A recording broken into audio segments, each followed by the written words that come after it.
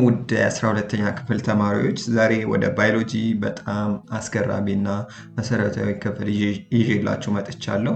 እሱም የኃይል ለውጥ ወይም ኢነርጂ ትራንስፎርሜሽን የሚለው ርዕስ ነው። በዚህ ዩኒት ውስጥ የሰውነት ሴሎች ምግብን ወደ ጉልበት እንዴት እንደሚቀይሩና ይህ ሂደት ለህይወታችን እንዴት አስፈላጊ እንደሆነ በሰፊው እናያለን። ለመጀመሪያ ያህል ስለ የሴል ሜታቦሊዝም እናወራለን። ታዲያ ሜታቦሊዝም ስንል ምን ማለታችን ነው? በቀላል አገላለጽ በሴላችን ውስጥ የሚከሰቱ የሁሉም ኬሚካላዊ ምላሾች ድምር ማለት ነው። ሜታቦሊዝም በሁለት ዋና ዋና ክፍሎች ይከፈላል። አናቦሊዝም እና ካታቦሊዝም። እንደ ሁለት የተቃራኒ ወንድሞች አድርጓቸው አስቡት። አንደኛው ይገነባል፣ ሁለተኛው ያፈርሳል። መጀመሪያ አናቦሊዝምን እንመልከት። አናቦሊዝም ማለት ትናንሽ ሞለኪውሎችን በመጠቀም ውስብስብ እና ትላልቅ ሞለኪውሎችን የመገንባት ሂደት ነው። ይህ ሂደት ኃይልን ይፈልጋል። ልክ ቤት ለመገንባት ድንጋይ፣ አሸዋ እና ሲሚንቶ እንደሚያስፈልገው ሁሉ ሴላችንም ፕሮቲን እና ዲኤንኤ ለመስራት ትናንሽ ሞለኪውሎችን ይጠቀማል እና ለዚህም ኃይል ያጠፋል ማለት ነው። ሁለተኛው ደግሞ ካታቦሊዝም ነው። ይህ ደግሞ ከአናቦሊዝም ተቃራኒ ነው። ትላልቅ እና ውስብስብ ሞለኪውሎችን ወደ ትናንሽ ሞለኪውሎች የመሰባበር ሂደት ነው። ይህ ሂደት ኃይልን ይለቃል። ልክ አንድ ትልቅ ድንጋይ ሲሰባበር እንደሚያፈራው ፍርስራሽ ማለት ነው። ሴላችንም ምግብን በመሰባበር ምን ያደርጋል ማለት ነው? ጉልበት ያመነጫል ማለት ነው። የሴል መተንፈስ ሂደት ወይም ሴሉላር ሪስፓይሬሽን የዚህ ዋና ምሳሌ ነው ማለት ነው። የካታቦሊዝም በነገራችን ላይ ሴላችን የሚጠቀመው ዋና የኃይል ምንዛሬ ኤቲፒ ተብሎ ይጠራል። ይህ ኃይልን በጊዜያዊነት የሚያጠራቅም ሞለኪውል ነው ማለት ነው። ልክ ገንዘብን ባንክ ውስጥ አጠራቅመን እንደምንጠቀምበት ማለት ነው። ጉልበት የሚያስፈልጋቸው ምላሾች ጉልበት ከሚለቁ ምላሾች ጋር ተያይዘው ስለሚሰሩ የኃይል ፍሰቱን ሚዛናዊ ይሆናል ማለት ነው። በዚህ ጊዜ በአጠቃላይ ሜታቦሊዝም ለእድገት፣ ለመራባት እና ጤናማ ህይወት ለመኖር እጅግ አስፈላጊ ነው ማለት ነው። አሁን ደግሞ ወደ የህይወት መሰረት ወደ ሆነው ፕሮሰስ ወይም ሂደት እንሂድ። ስለ ፎቶሲንቴሲስ እናወራለን። ፎቶሲንቴሲስ እጽዋት፣ አልጌ እና አንዳንድ ባክቴሪያዎች የፀሐይን ኃይል በመጠቀም ካርቦን ዳይኦክሳይድ እና ውሃን ወደ ምግብ ወይም ስኳር የሚቀይሩበት ሂደት ነው ማለት ነው። ይህ አስደናቂ ሂደት የሚካሄደው በሴል ውስጥ ባለው ክሎሮፕላስት በሚባለው የአካል ክፍል ውስጥ ነው ማለት ነው። ክሎሮፕላስት እንደ ትንሽ ፋብሪካ ነው ማለት ነው። በውስጡ ኃይልን የሚሰበስቡ ክሎሮፊል እና ሌሎች ቀለማት አሉ ማለት ነው። ፎቶሲንቴሲስ በሁለት ዋና ዋና ደረጃዎች ይከፈላል። የመጀመሪያው ላይት ዲፔንደንት ሪአክሽን ወይም በአማርኛ የብርሃን ጥገኛ ምላሾች የምንላቸው ወይም ሪአክሽኑ የምንላቸው ናቸው ማለት ነው። ይህ ምላሽ በክሎሮፕላስት ውስጥ ባሉ ታላኮይዶች ላይ የሚካሄድ ሲሆን የፀሐይ ብርሃን ተጠቅሞ ኤቲፒ እና ናርፒኤች የሚባሉ የኃይል ሞለኪውሎች ያመነጫል ማለት ነው። ሁለተኛው ደረጃ ደግሞ የብርሃን ነፃ ምላሾች ወይም ላይት ኢንዲፔንደንት ሪአክሽንስ የምንላቸው ናቸው ወይም ካልቪን ሳይክል ይባላል ማለት ነው።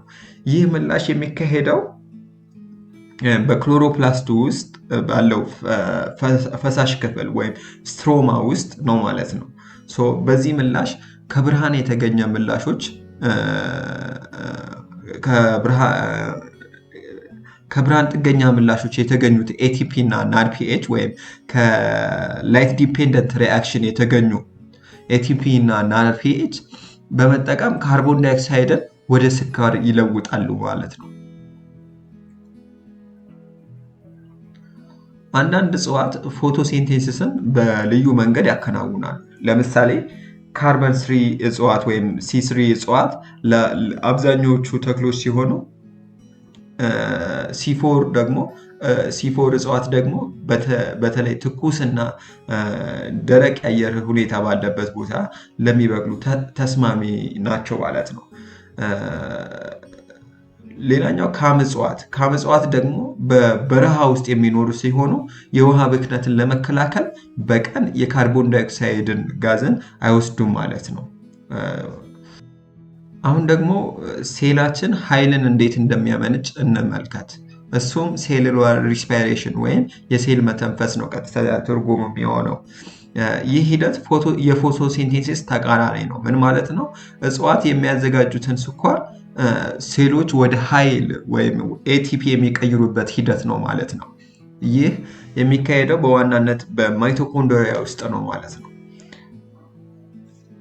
የሴል መተንፈስ በሶስት ወይም ሴሉላር ሪስፓይሬሽን በሶስት ዋና ዋና ደረጃዎች ይካሄዳል። የመጀመሪያው ግላይኮላይሲስ ነው።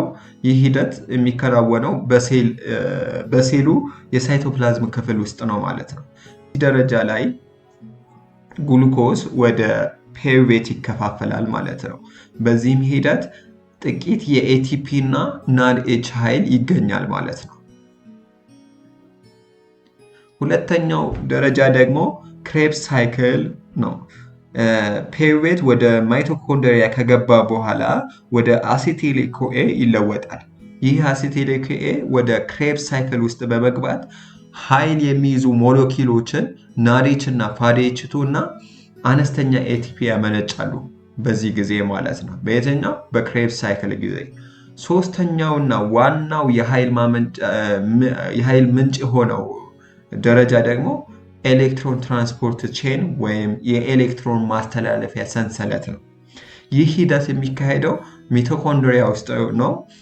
ናድኤች እና ፋዲኤች2 ኤሌክትሮኖችን ወደ ሰንሰለቱ ያስገቡና ይህ ሂደት ከፍተኛ የኤቲፒ ኃይል ያመነጫል ማለት ነው። የመጨረሻው ኤሌክትሮን ተቀባይ ኦክሲጅን ሲሆን ሌላኛው ኦክሲጅን በሌለበት ጊዜ ደግሞ ኤሮቢክ ያልሆነ መተንፈስ ወይም አኔሮቢክ ሪስፓይሬሽን የምንለው ይከሰታል ማለት ነው። ይህ ሂደት ከኤሮቢክ መተንፈስ በጣም አነስተኛ ኃይል ይሰጣል። ሁለት አይነት ነው። አንዱ የላክቲክ አሲድ መፍላት ሲሆን በጡንቻችን ውስጥ ይፈጠራል ማለት ነው። ሌላኛው ደግሞ የአልኮል መፍላት ሲሆን እርሾ ወይም ይስት የሚጠቀምበት ይህ ነው ማለት ነው። ሌላኛው በመጨረሻም የኃይል ለውጥ ለህይወት ለምን አስፈላጊ እንደሆነ በአጭሩ እንመልከት። ወይም ኢነርጂ ትራንስፎርሜሽን ለህይወት ለምን እንደሚያስፈልግ እንመልከት።